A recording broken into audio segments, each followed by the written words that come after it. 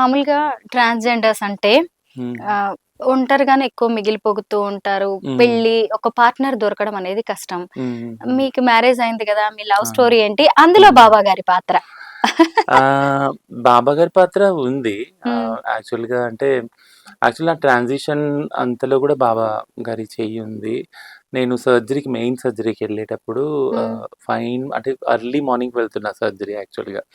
నేను నా స్టేటస్ చాలామంది చూస్తారు యాక్చువల్‌గా. అక్రాస్ ద కంట్రీ ఒక 2, 300 మంది చూస్తారు నా స్టేటస్ డైలీ. సో, 3 లాంగ్వేజ్‌లో పాటలు పెడతాను. తెలుగు, హిందీ, తమిళ్ అనమాట. హ్మ్. ఆ రోజు సర్జరీకెళ్ళే ముందు బాబా గారి ఫోటో పెట్టాను. ఇంక హుహు. లేదు. ఇంకటి ఏ ఏ సాంగ్స్ లేవు. బాబా ఫోటోనే పెట్టాను. నాకిప్పుడు కూడా గుర్తు 7:30కి క్యాబ్ ఎక్కి కూర్చున్నాను. సర్జరీకి వెళ్తున్నాననమాట. సో, ఆ సర్జరీ చాలా సక్సెస్‌ఫుల్‌గా ఏ అయింది. ఇయర్‌లో? ఆహ్, ఐ థింక్ కోవిడ్ ముందు. కోవిడ్ ఓహ్! ముందు. రీసెంట్‌గా మీరు సర్జరీ యాహ్! యాహ్! చేయించుకున్నారు. యాహ్! ఓహో! అంటే మెయిన్ సర్జరీ. అంతకుముందు నుంచి 3 సర్జరీస్ అయిపోయినాయి ఓకే. యాక్చువల్‌గా. ఆ! అంటే హ్మ్. అంచెలంచెలుగా 3 ఇయర్స్‌కి, 2 ఇయర్స్‌కి ఒక్కొక్క సర్జరీ అట్లా చేసుకుంటూ వచ్చాననమాట. సో, అయితే మెయిన్ సర్జరీ అప్పుడు అంటే ఇంకా అది ఎలా అంటే జీవన్ మరణ అనమాట. అంటే ఆ సర్జరీ సక్సెస్ అయితే బ్రతుకుతాం. లేకపోతే కాంప్లికేషన్స్ ఉంటాయి యాక్చువల్‌గా లైఫ్‌లో. హ్మ్. అట్లాంటి మెయిన్ సర్జరీ అది. సో, పెట్టేసాక సర్జరీ అయిపోయింది. అంతా బాగా అయింది. సక్సెస్‌ఫుల్ 2:30కి కళ్ళు తెరిచాను. అంతా అయిపోయింది. చూసుకుంటే ఐ వోంట్ బిలీవ్ దట్ అంటే అంత సక్సెస్‌ఫుల్‌గా అంత ఈజీగా అంటే చాలా పెయిన్ ఉంటుంది చాలా మందికి ఆ సర్జరీ తర్వాత. ఓహ్! బట్ యూ వోంట్ బిలీవ్ 3 డేస్‌కి నాకసలు పెయినే లేదు. నాకే ఆశ్చర్యం అనిపిస్తుంది. అంటే హ్మ్. చాలామంది అంటారు కదా! అంటే ఆ సర్జరీ అయ్యే ముందు కూడా చాలా మందిని అడిగాను నేను. పెయిన్ ఉంటదా? పెయిన్ ఉంటదా? అంటే జస్ట్ కొద్దిసేపు ఉంటది. 2 అవర్స్ ఉంటది. 1 డే ఉంటది. 2 డేస్ ఉంటది. పెయిన్ కిల్లర్స్ ఇవన్నీ ఇస్తారని చెప్పారు గానీ, టు బీ సర్ప్రైజ్ నాకు ఏ పెయిన్ లేదు యాక్చువల్‌గా. హుహు. అది నేను చాలా సర్ప్రైజ్ అయ్యాను. అయితే 3 డేస్‌కి క్యూర్ అయింది. 10, 11 డేస్ వరకు కదలనివ్వరు. పడుకొనే ఉండాలి. బట్ పెయిన్ అంటూ లేదు యాక్చువల్‌గా హ్మ్. నాకు. నాకది ఆశ్చర్యం ఇప్పటికి అనిపిస్తది.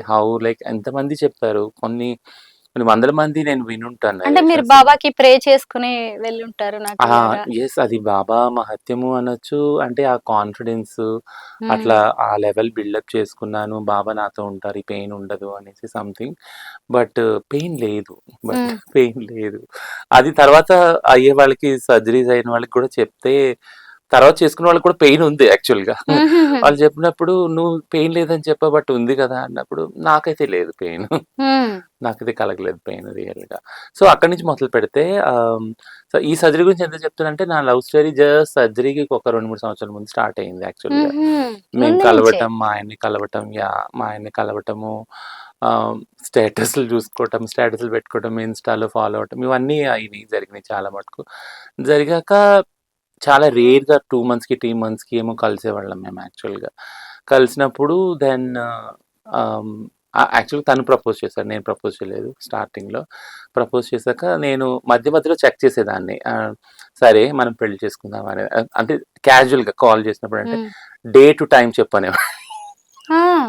అన్నాను ఏంటి అంటే ఏంటసలు? ఇంత ఆహా! సీరియస్ ఏంటి? అంటే పెళ్ళంటే ఇంత తను సీరియస్ ఏంటి? నార్మల్ మేలే కదా! Normal male. Normal cis heteronormative male తను. ఓకే. ఓకే. కమ్యూనిటీలో లేడు. కమ్యూనిటీకి చాలా దూరం. సంబంధం. కమ్యూనిటీ అంటే కూడా తెలీదు అసలు యాక్చువల్ దానికి. అయితే నేను నాతో పరిచయమే ఒక ఒక డిఫరెంట్ ఎక్స్‌పీరియన్స్ తనకి హుహు. యాక్చువల్‌గా. నేను కలిసినప్పుడు కూడా తను చాలా ట్రామాలో, పెయిన్‌ఫుల్ సిట్యుయేషన్‌లో ఉన్నాడు. నేను నా నా నేచర్ తెలుసు కదా మీకు చాలా బబ్లీగా ఉంటాను. హ్మ్. నాలో బాధ ఉందంటే ఎవరు కనిపెట్టలేరు అసలు. యాక్చువల్లీ బాధ ఉంటది. బట్ నేను ఎక్స్‌పోజ్ చేయను ఏ పాయింట్ ఆఫ్ హ్మ్. టైమ్‌లో కూడా. అది ఎప్పుడు ఎక్కడ ఎక్స్‌ప్రెస్ చేస్తానో కూడా తెలీదు. బట్ ఒక 2, 3 నిమిషాలు అట్లా ఉంటది బాధ వెళ్ళిపోతది. ఇంకా అసలు హ్మ్. ఉండదు యాక్చువల్‌గా. And I take that energy కన్సిస్టెంట్‌గా ఎనర్జీని తీసుకొని వెళ్తాను నాతోని. సో, ఆ బాధ ఉన్నప్పుడు ఆ బాధలోంచి ఆ రిలీఫ్‌లో నుంచి బయటకొచ్చి తను కోలుకొని అంతా తను డిసైడ్ చేసుకొని డైలీ మాట్లాడుకునేవాళ్ళం. అంటే దట్స్ లైక్ డిఫరెంట్. రాత్రిర నేను వర్క్ చేస్తాను ఎక్కువగా కదా!